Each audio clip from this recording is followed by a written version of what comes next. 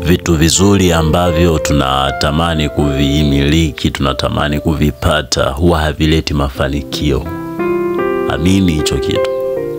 Yani vitu vizuri vingi tunavyotamani kuvipata, vitu vya kifahari, au naweza ngasema hivi, vitu vya kifahari vinavyotupa ufahari kwenye macho ya watu, huwa havitupi mafanikio. Kama unatamani kuwa na nyumba nzuri, kama unatamani kuwa na gari nzuri, kama unatamani kuwa na mali za samani, mali za za kifahari, kuna mali za kisamani na mali za kifahari. Kama unatamani kuwa na mali za kifahari, tambua hizo mali za kifahari huwa hazileti mafanikio. Na tunafanya hivyo, kuvipenda hivyo vitu, ni kwamba hivi tunataka ufahari kwa watu, tunataka ufahari kwa dunia, tunataka ufahari kwa jamii zetu.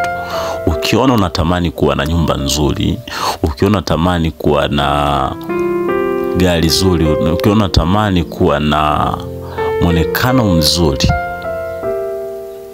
pale tunakuwa tunatafuta ufahari kwa watu, tunatafuta kupendeza, kupendwa na watu. Na ndio maana unakuta watu wengi tunahangaika sana kutafuta ufahari wa kuwa na nyumba nzuri, kuwa na gari nzuri, yani kuonyesha sifa zote vile ambavyo unaweza, kuwa na muonekano ambao watu watakusifia.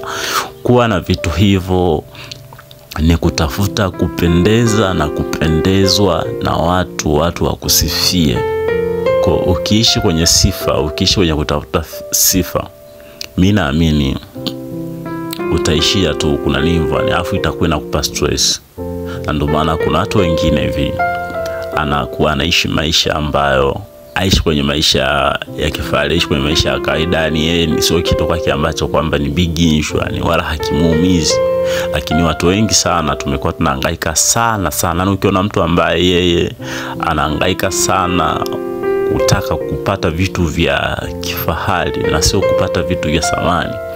Kuna vitu vya kifahari na kuna vitu vya samani. Vitu vya samani ni vitu ambavyo vinakuongezea samani kila siku, lakini vitu vya kifahari huwa haviongezi samani, huwa vinakushushia samani. Ndio maana vitu vya kifahari huwa havileti mafanikio, ila vitu vya kifahari huwa vinashusha mafanikio. Vitu vya samani huwa vinapandisha samani, yani huwa vinatuongezea mafanikio. Kwa hiyo wewe kama unakuwa na mindset ya kusema kwamba mimi nataka niwe na kitu cha kifahari, ondoa hiyo. Kama unataka kuwa ni mtu ambaye unaenda na future, inabidi uende na upende vitu vya samani. Kwa mfano kama Elon Musk ni mtu ambaye yeye kwenye maisha yake hakuna kitu ambacho hakipendi kama kuvaa saa. Elon Musk hapendi kuvaa saa. Nikuja kufuatilia sababu gani kwa nini jamaa hapendi kuvaa saa. Jamaa hapendi kuvaa saa, anasema ni uharibifu wa pesa. Jisimadi ni bilionea ambaye ni namba 1 duniani. Ana utajiri mkubwa sana. Mpaka kwa miaka mbeleni wanasema jamaa anaweza kuwa na utajiri wa dola trilioni na kuendelea hivi. Nibaki na shangaa sana nilivyokuja kusikia kwamba jamaa ni mtu ambaye hapendi kuvaa saa na hapendi kusikia kitu kinachoitwa saa ya mkononi.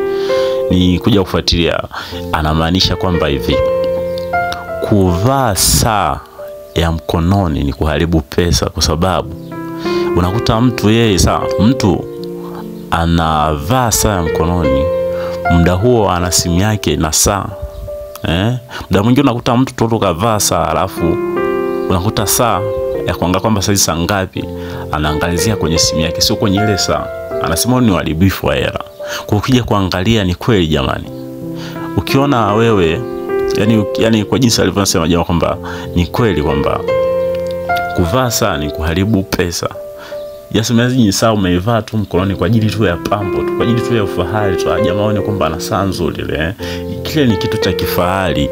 Kitu cha kifahari siku zote hakinaga samani, ila vitu vya samani huwa vina samani.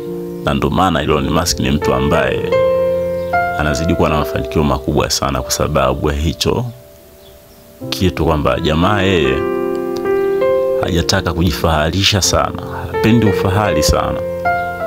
Watu wengi sana wakina Mark Zuckerberg ni watu ambao wao wenyewe wamekuwa yani yani wanaweza kavaa vyovyote vile mpaka mtu akaanza kufikiria huyu ni bilionea au nini. Lakini sisi maskini ndo watu ambao tunapenda sana vitu vya kifahari kuliko vitu vya samani. Vitu vya samani vinaongeza samani, lakini vitu vya kifahari vinashusha samani, vinaleta umaskini. Asanteni, naitwa Sam Focus Betamani. Endelea kunifuatilia kwenye mitandao ya kijamii, utaendelea kujifunza zaidi siku hadi siku. Asante.